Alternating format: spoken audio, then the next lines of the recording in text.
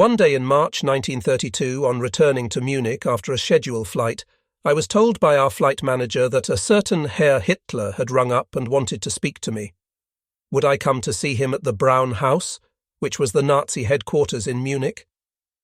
It appeared that he wanted to charter a plane to fly him round Germany on a speaking tour during the coming general elections, and I had been recommended to him as a reliable pilot. I had never been in the place before, but I drove there now in my car and was received in a very friendly fashion by Hitler himself, who occupied a modest room on the first floor.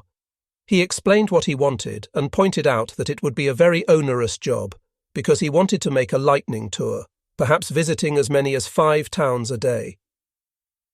Chancellor Brüning could broadcast to millions of people at once. If he, Hitler, had to rely on the railway and on cars, he could address a couple of meetings in perhaps 2 different towns in one evening, but hardly more.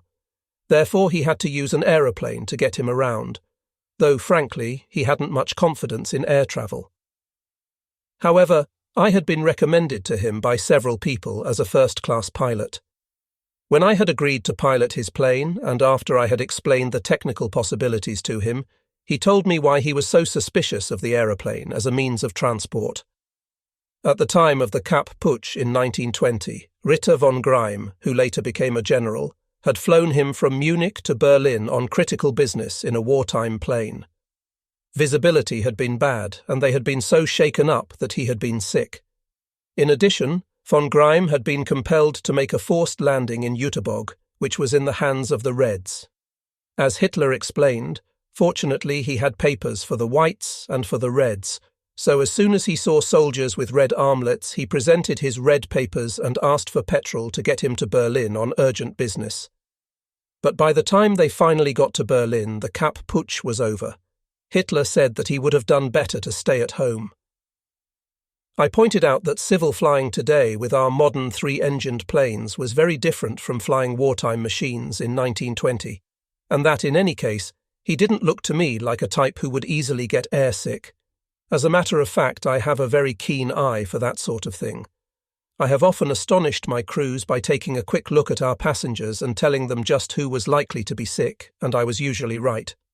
But just in case, I suggested that Hitler should sit next to me in the mechanic's seat, because there was so much to be seen and so much to take the interest there that there was little opportunity for air sickness, which is largely psychological. I had often done this with doubtful cases before, and I had never known it fail. Hitler allowed himself to be encouraged, but not altogether convinced. For him, air travel was a necessary evil if he were to get his message to the masses during the election campaign. As most of the meetings were to take place in the evenings, we should often have to fly after dark. The towns in which the mass meetings were to take place were chosen fairly far apart, so that we could cover the widest possible area in the shortest possible time.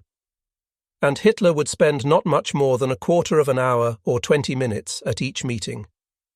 The election tour was to last a fortnight, with a pause of 1 day or at the utmost 2 at the end of the first week, in order to give Hitler time to recover from the strain of speaking several times in the course of an evening for a week on end. Hitler then handed me over to his adjutant, Bruckner, to discuss the details, and the plan of the speaking tour was laid before me.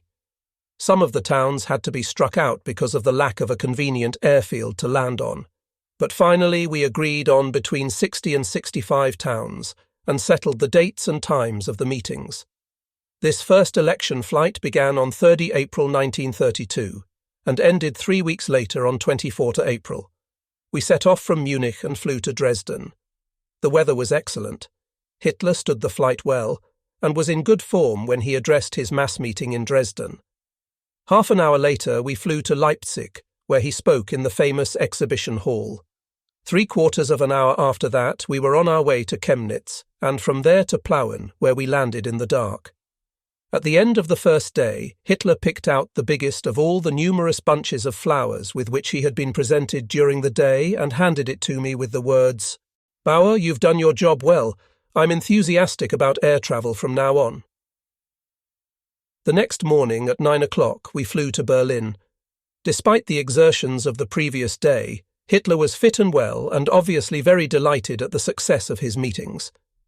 On the journey, he read the various reports from a pile of newspapers. In Berlin, he was welcomed by a great crowd, and that evening he spoke in the vast Berlin Sport Palace. Another German Lufthansa plane was now chartered, an F-13 flown by Flight Captain Steidl, and in this Sepp Dietrich and one or two journalists flew ahead of us. Wherever we landed, Dietrich was there to report on the situation and then fly on to the next town. On 6th April, we flew from Berlin to Würzburg and on to Fürth, finishing at Nuremberg. But the following day, the weather had deteriorated to such an extent that all air services were suspended. The weather forecast threatened storms, snow and hail from the west, and it kept its promise. So much so that on Fürth airfield we had to fasten our machine to the ground to prevent its being blown away. Hitler was worried about his speaking tour and wanted to fly, and I told him that it was possible, but that it wouldn't be pleasant. I thought I could get over the Spessart, but mountains were a real problem in such weather. Hitler no doubt remembered his flight with Ritter von Greim, but he told me to carry on. I took off without difficulty, but over Neustadt we ran into the first hail showers. I flew fairly low, but even then we were flying practically blind as far as Würzburg, where for a while the weather improved. But as we came nearer the Spessart, the hail grew worse. However, we got over the Spessart safely and landed in Frankfurt. Despite the rough passage, Hitler was not airsick. He told me that he had been deeply impressed by the sight of the Spessart below U's, lashed by rain and hail against a dark background of threatening clouds. It had reminded him forcibly of the Walcheren, he said. At the end of our air tour on 24, April Hitler thanked me warmly and told me that the flight had justified his highest expectations. A couple of days later, I was back on my ordinary job, flying the Munich-Berlin route. From 4 May on, I began to fly the Munich-Rome route, which now went over Venice and not over Milan as previously. The airfield at Venice was on the Lido and consisted of a narrow strip of land less than 300 yards wide and less than 900 yards long. It therefore wasn't long enough to land our regular Rohrbach planes, because they still had no brakes and needed a long run-in. We therefore had to fall back on the old Junkers G-24s, which did not need such a long run-in and were less susceptible to the lateral winds, which were a real problem in Venice. At the end of June, I was again approached by Hitler's adjutant to arrange the details of the second election flight, which was to take place from 15th June to 30 June. The first flight took us from the Isar Valley to Tilsit. After this 7-hour flight, which was chiefly above the clouds and out of sight of the ground, we flew on in the night to Königsberg. From there, Hitler drove around to various smaller places by car. On the 17th, we flew to Marienburg, and from there he made the same sort of tour by car.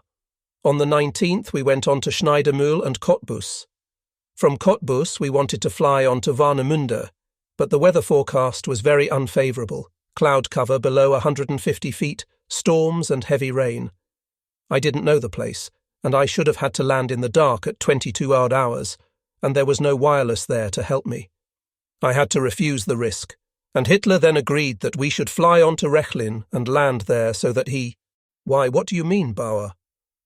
"I mean that it sounds as though women were something only at a distance for you." "As a matter of fact, you're right," he said reflectively, "and I have to keep it that way.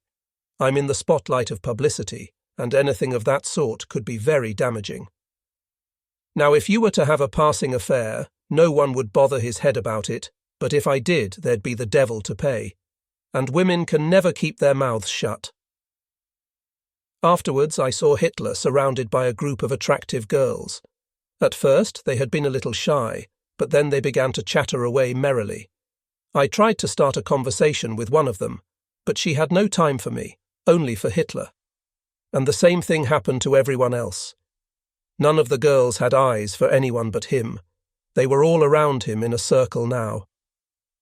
But when Hitler noticed that he was the centre of attention, he became less and less talkative, and finally declared the coffee interlude at an end, though he invited them all to come on afterwards to the Künstler Café as his guests, an invitation they all joyfully accepted.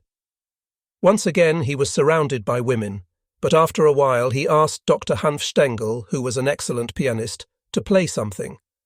Hitler then left the company of the women and stood by the piano. Soon after that he said goodbye to the party and went away. I wondered what women really thought about him, and from time to time I questioned some of them. Without exception, they were enthusiastic about him, some of them fanatically so, even to the point of hysteria. On that particular evening I talked to the girl who was sitting beside me. She was 22 and very attractive, but she told me that she was afraid she would never get married, because when she compared all the men she had ever met with Hitler, they were so far inferior to him that none could possibly satisfy her. I was malicious enough to tell her what Hitler had said about women, that none of them could hold her tongue. She stared at me almost in horror. "He said that? Oh, how mistaken he is! Please, please tell him that I could. I'd sooner have my tongue cut out than whisper a word." I had to laugh at her, but she was very serious. When I told Hitler about it the next day, he laughed too. I mention this in itself unimportant incident, because it is typical of Hitler's relationship to the many women we met. He meticulously avoided anything which might have damaged his reputation.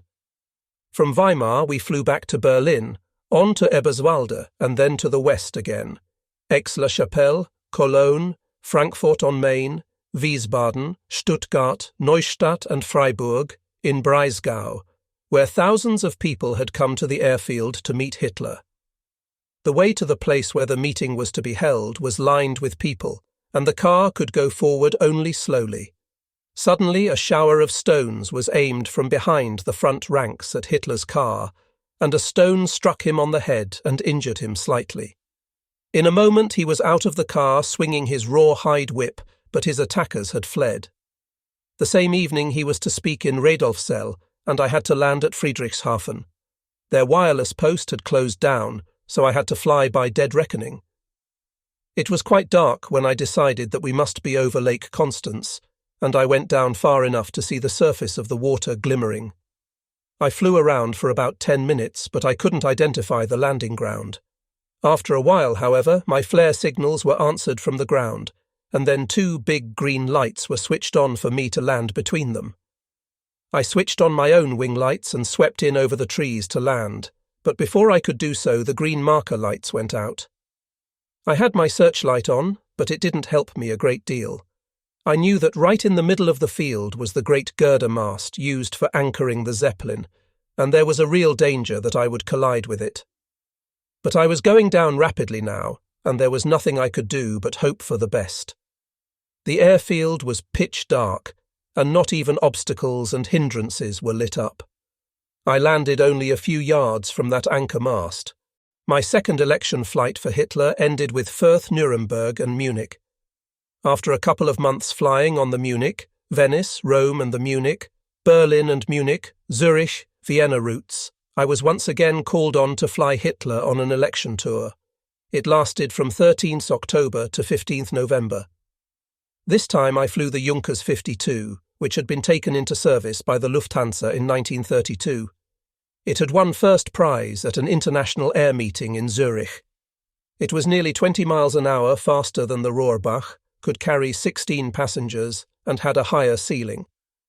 The Lufthansa wanted it for the Transalpine flights, and at first our directors were very unwilling to let Hitler have the use of one of these machines for a whole month. However, Göring used his influence as president of the Reichstag, and it was in the U-52 that we started. On our previous tours we had first Sefton Delmer and then Ward Price with us. This time it was James Kingston of Reuters. During the course of this tour we visited about 60 towns throughout Germany. Autumn flying conditions were poor as usual, and I had a good many difficulties to contend with, but I overcame them all, and not a single one of the many meetings had to be cancelled on account of any failure of our flight programme. But on 18 October, a different sort of trouble faced me in Königsberg. The airfield mechanics there refused to service our plane, which was, as usual, guarded by a squad of SA men. After a certain amount of negotiation, during which I insisted that my machine was a Lufthansa plane on charter and should be treated in accordance with the standing agreement, The men in charge agreed with me and promised that they would do their best to get their mechanics to do the work. But when I arrived at 11 o'clock the next morning, which was in any case a rest day, I was informed that unless the SA guard were withdrawn, not a mechanic would touch the plane. I then secured the withdrawal of the SA men, and the mechanics started work. In Ulm, we landed in an ordinary meadow, and we were to take off again that evening after dark. As that would have been dangerous without marker lights, I went into the town and bought 10 hurricane lamps, and with their aid we got safely away. When the election tour was over, Hitler thanked me warmly once again. He told me that he was thinking of buying a Ju-52 and asked me to get in touch with Junkers on his behalf. This I did at once, and they quoted a price of 275,000 marks. Hitler called me to the Brown House. "It's too dear," he said. "I shall wait. Before long I shall be master of the Third Reich, and then I'll establish a government flight and put you in charge of it."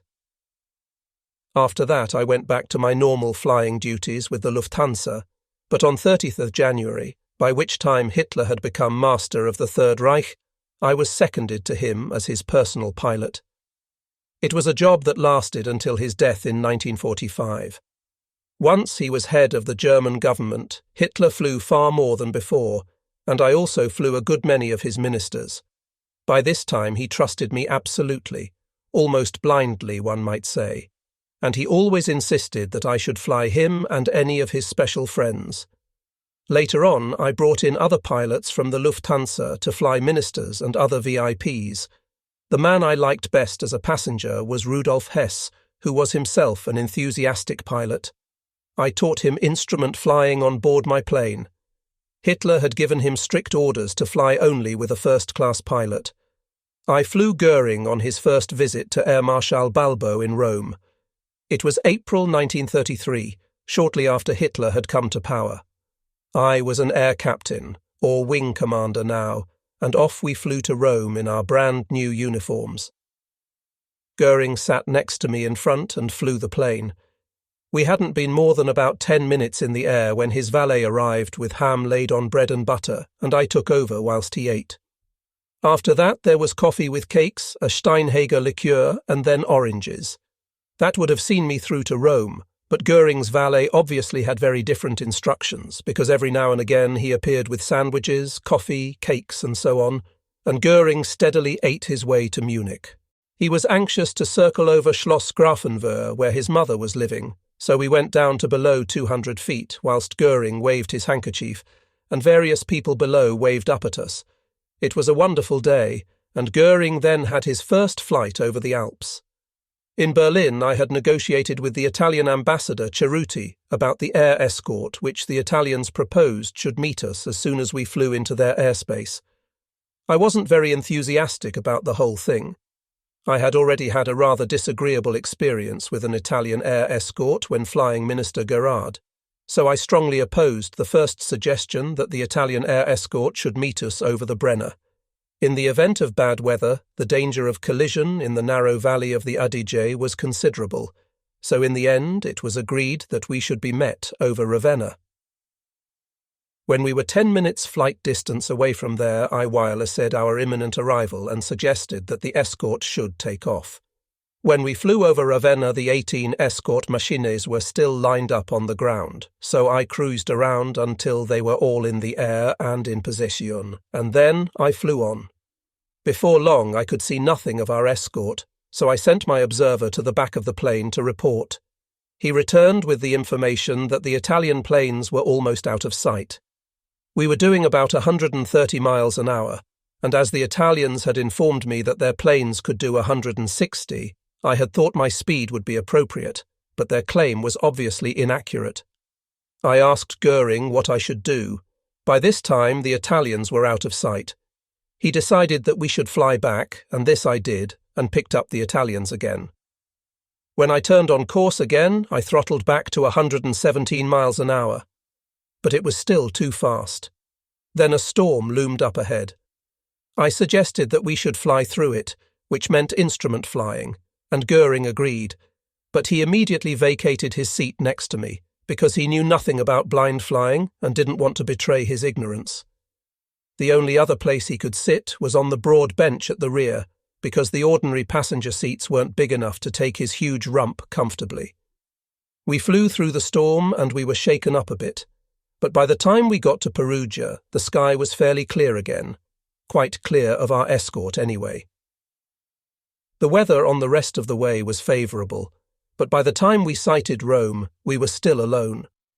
We made a perfect landing on the military airfield of Centocello and rolled accurately to a stop, where we were greeted by German and Italian flags, a company of honour, a band playing the German and Italian national anthems, and, of course, Air Marshal Balbo himself with his retinue.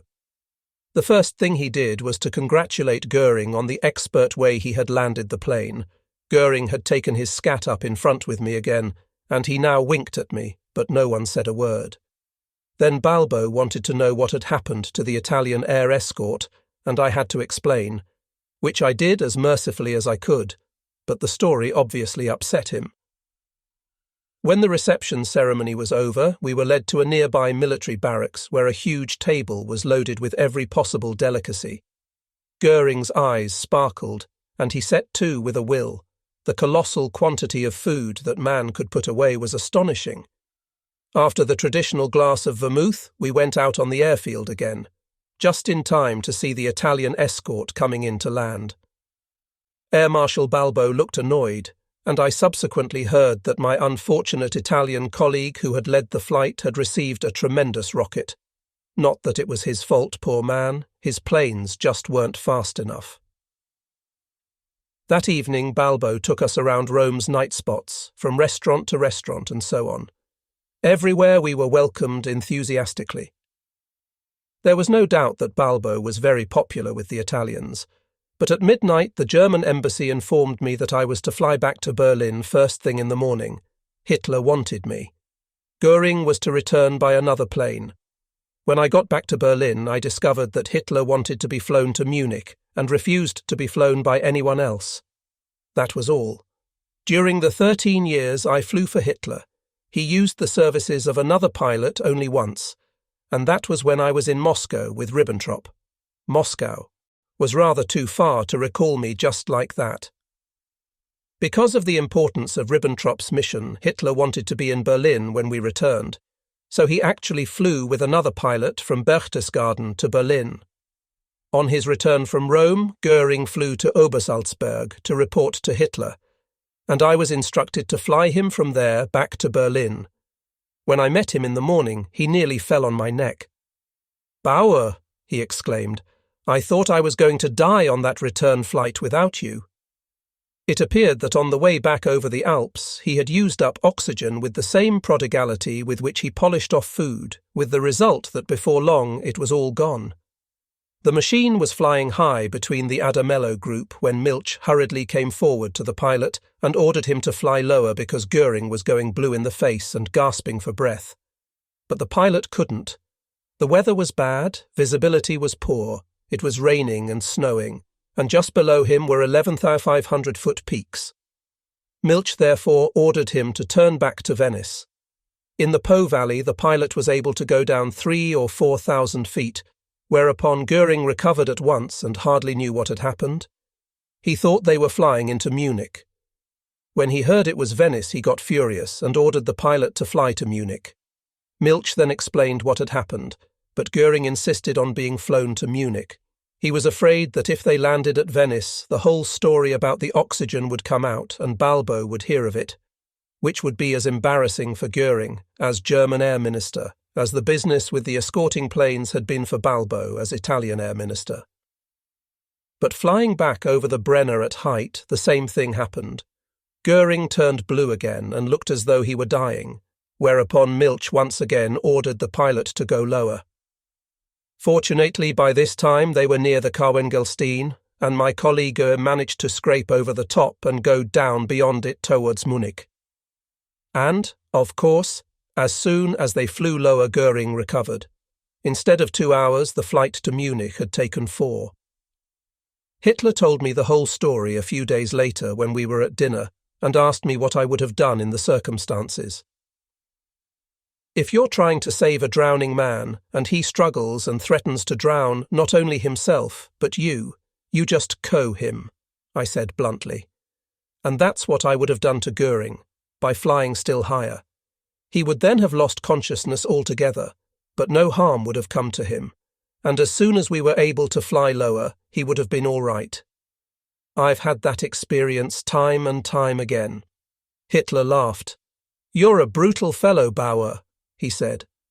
Hitler's complete confidence in me had led by this time to a more intimate and friendly relationship. After all, again and again his life depended on my skill, and he realized that I always did my level best for him, so one day he told me that henceforth I was to consider myself as his personal friend and permanent guest as well as his pilot. From now on I was to be allowed to go in and out of his house and of the Reich Chancellery whenever I liked, without special pass or permission.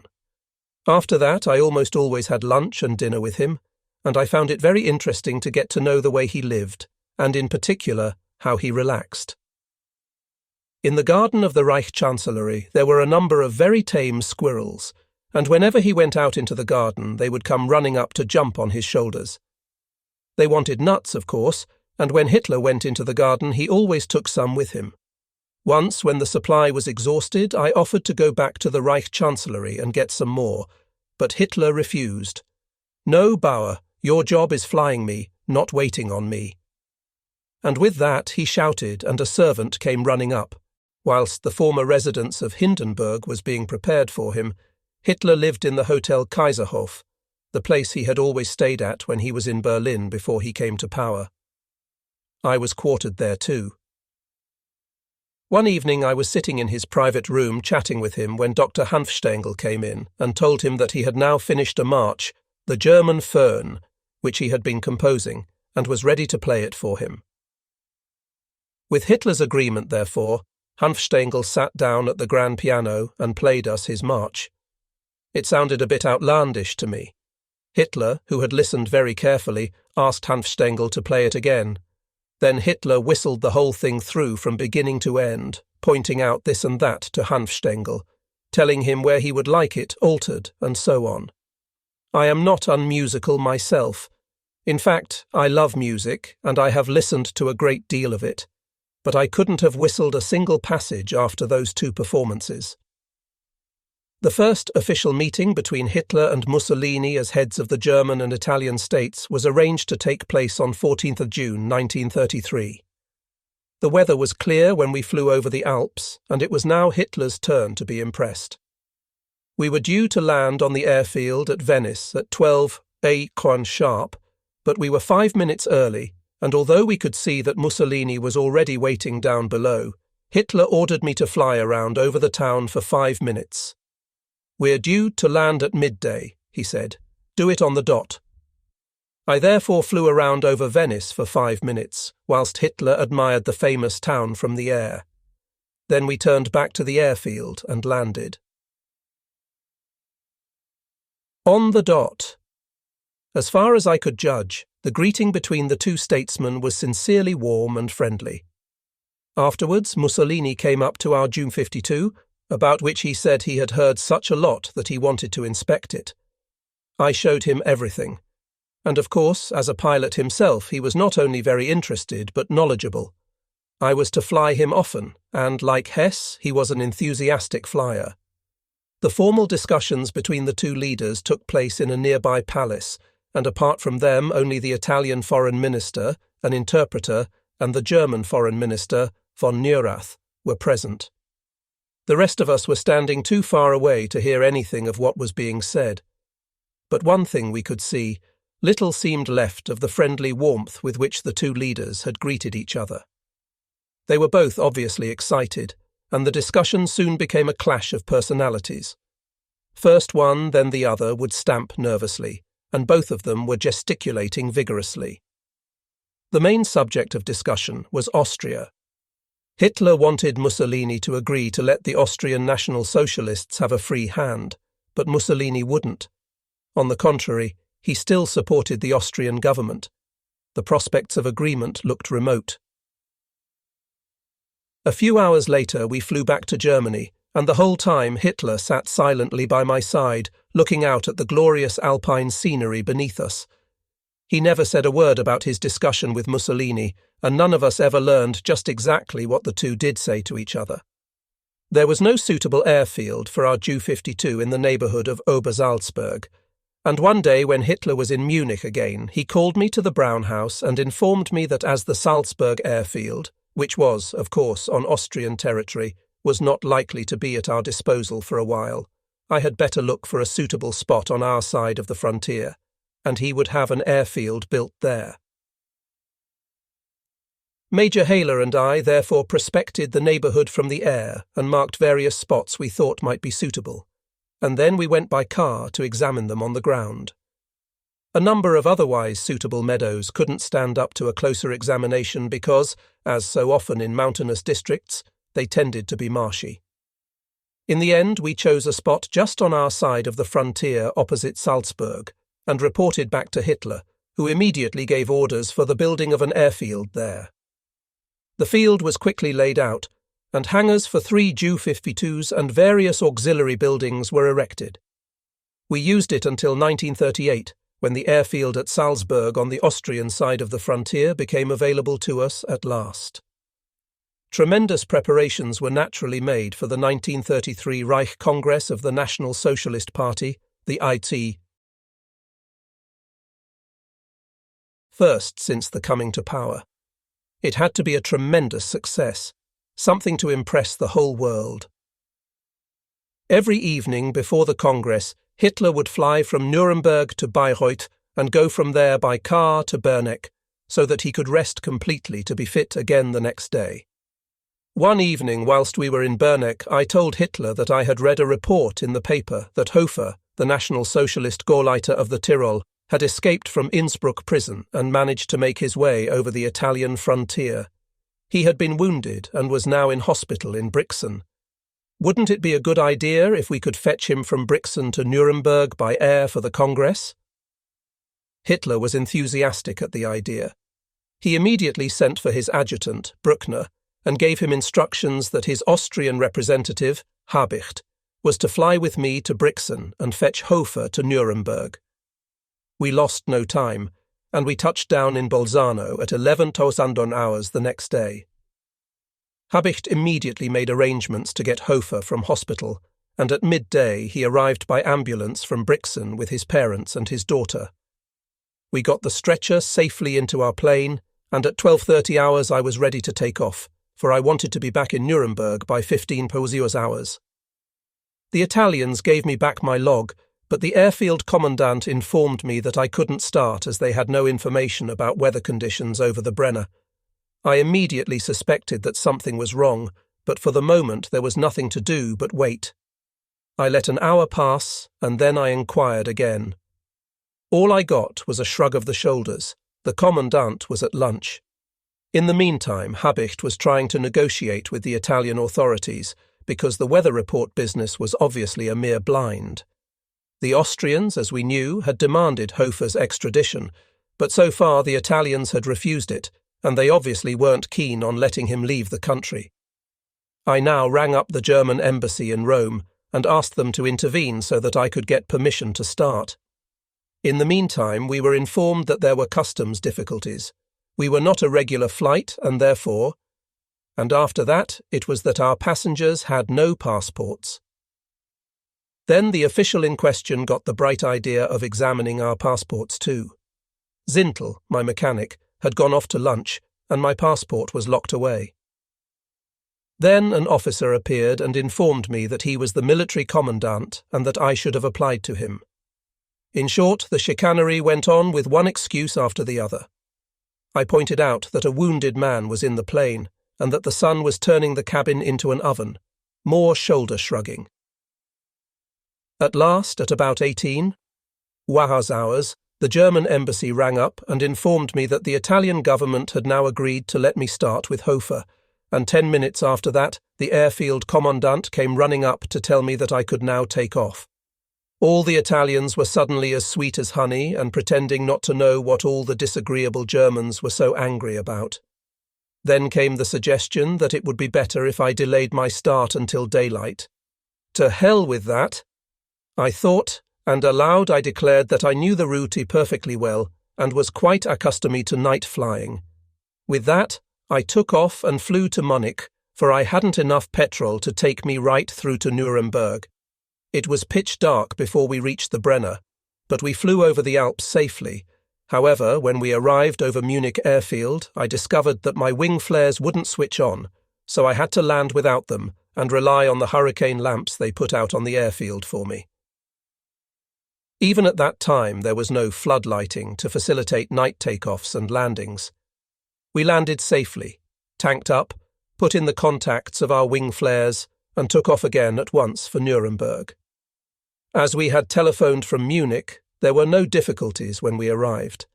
In fact, the airfield was as light as day with Jupiter lamps, for the film people were anxious to record the arrival of Hofer for their news reel, and we had a tremendous reception. In the autumn, a village called Öschelbrunn, near Karlsruhe, was burnt to the ground for some reason or other. At the same time, there was a collision between lorries near Gaussen which cost 12 SA men their lives and seriously injured 23 others. Hitler wanted to visit Öschelbrunn to express his sympathy to the inhabitants and assure them of government assistance, and directly after that to attend the funeral of the dead SA men. The flight was to be kept secret in order to avoid any unnecessary delays, and Hitler told me that he was very anxious to be in time for the mass funeral. I got my machine ready early in the morning on 14th of September in order to make the usual test flight before taking off with Hitler. But before I could do so, Colonel Kadaniko, the commandant of Berlin Airport, came hurrying up to inquire where I was going. As Hitler himself had given me strict orders not to tell anyone, I was unable to inform him. But Kadaniko was supposed to report to the Reich's Air Minister concerning the destination of every flight taken by Hitler so that the necessary precautions could be taken. He therefore did his best to persuade me to tell him, but I still refused. In the end, I told him to wait until Hitler arrived. But when he approached Hitler, Hitler only laughed. "That's our business," he said. "If Bauer tells me he can get along without special precautions, then we won't bother with them." As the weather conditions weren't too bad, I was in a position to give him the necessary assurance, and so we took off without poor Colonel Kadaniko's being any the wiser. Actually, we were flying to Karlsruhe, but to leave him, and others, completely in the dark, we set off northwards, and only when we were out of sight did we describe a great arc and set our course southwest. Throughout the flight we maintained wireless silence in order to give Berlin no chance of getting a bearing on us, and only just before we got to Karlsruhe airfield did I give my wireless operator permission to get in touch and ask for wind strengths at ground level, and so on. However, when we got over the airfield, it was obvious that Hitler was expected. The field was lined with people, including hundreds of uniformed SA men. Hitler was furious, and he shouted and stormed. "What damned fool gave our arrangements away?" he demanded angrily, but none of us could tell him. In the end, it turned out that the Gestapo had informed the Karlsruhe Gauleiter, Dr. Wagner, that Hitler was coming secretly, and Wagner simply had to organize what he considered an appropriate reception. So whether Hitler liked it or not, he had to inspect the SA Guard of Honor and say a few words. I remained behind on the airfield to fly him on to Essen for the funeral, whilst he went off in a car through cheering crowds and festively decorated streets. Wagner had been very busy, and it took some time before Hitler's chauffeur could get out onto the road to Öschelbrunn at all. In fact, Hitler didn't get back to Karlsruhe, but went on by car to Stuttgart, and a telephony call came for me to pick him up there and fly him to Essen for the funeral.